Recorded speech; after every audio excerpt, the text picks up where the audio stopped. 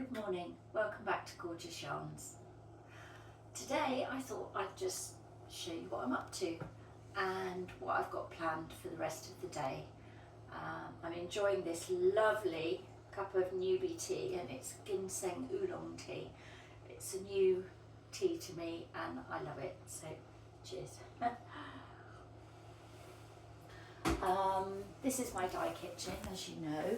I like to store my dye stuffs in here all together. I've got quite a range now, and they're all labelled so that I know what's in the jar and I can expect the colour depending on the dye stuff. And later on today I'm going to be planting some vegetable seeds. I like to grow veg, particularly in the winter. So I'm going to be growing beetroot, carrots. Oh, I'm planting some primula ready for next year, and Sweden leeks. I'm also going to be setting up these solar dye jars and doing a graphic that I'll put on Instagram, just step by step how to do it, and that will go with the blog that I'm currently writing about natural dyeing and solar dye jars. I've been gradually collecting over the weeks dye flowers from the garden, and that includes calendula, tagetes and African marigolds, and I'm really pleased with the crops that I'm getting. That's the second jar, and I'm just about to start the third, and I'm using my trusty dehydrator. It's a food dehydrator, I don't use it for food, and it was really cheap on a online supermarket, and it's given me sterling service. It was definitely worth the £30 that it cost me. I last told you about the solar dye kit that I was working on with the idea of solar dyeing cellulose, and that actually hasn't worked very well. I've taken them out, and if I can compare, that's the linen and that's the silk, and it's quite different. So I had a chat to my mentor about it, and she contacted a friend who's an expert in natural dyeing cellulose fibres, and the friend said if you're going to naturally dye cellulose you need high temperatures, and that's ideally in a dye bath. So solar dyeing is perhaps not the way forward for cellulose fibres, but certainly the silk has dyed amazingly well, and I'm really pleased with that. It's kind of a tawny colour. So I'm going to go outside now, and I'm going to hang these out, and then I'll show you into the dye garden. So follow me.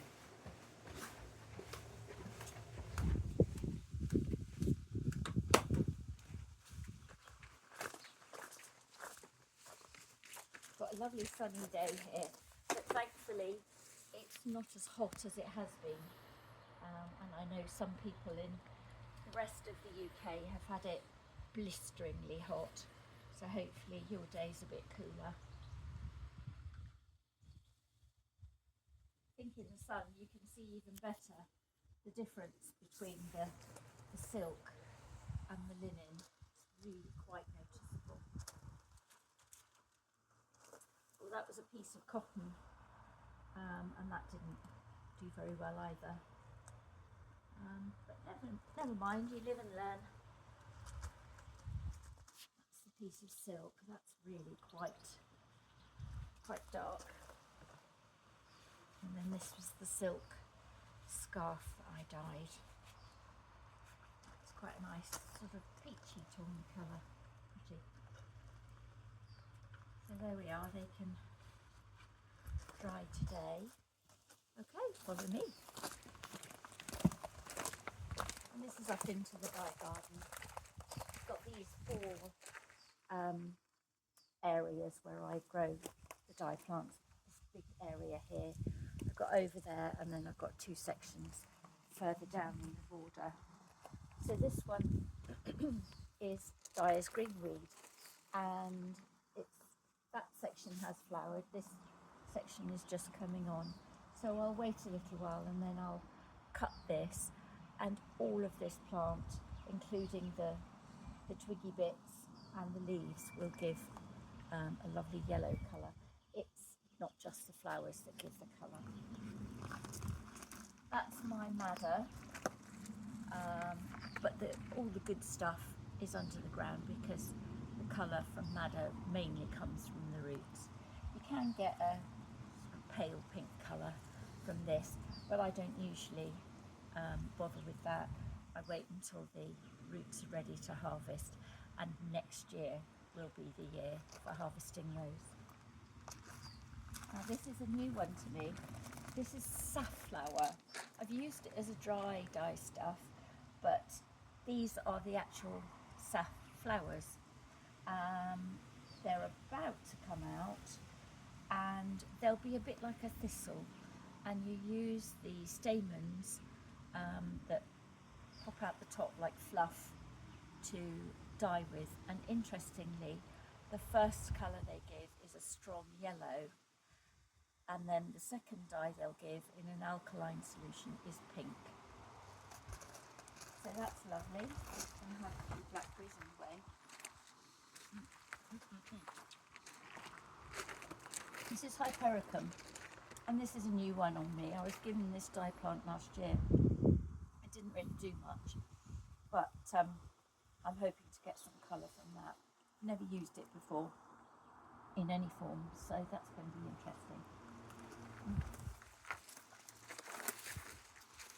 Now in here I've ended up with a mixture. I've grown this chamomile from seed, and that's these little ones here. But the tansy that I did used to grow has self-seeded, and that's this one. So I've got chamomile there and tansy there, and they both give yellow, but I don't really want the tansy because it's a bit of a thug, and it will suppress the chamomile if I leave it.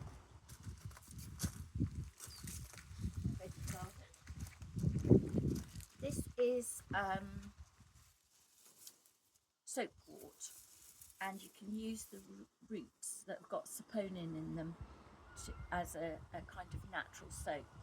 But I'm actually going to take this out, plant it in the border where it can do its own thing, and then use this tub for more dye plants. Now these, looks like they might be getting nibbled by caterpillars. These are a very dark hollyhock. They're not going to flower this year. I'm going to let them overwinter, and then next year they should give lovely, lovely tall spikes of flowers, and that'll give me colour. And then these are the last of the calendula in here. They haven't been very good. I think the compost in there is a bit tired, so I need to take that out and put some fresh in.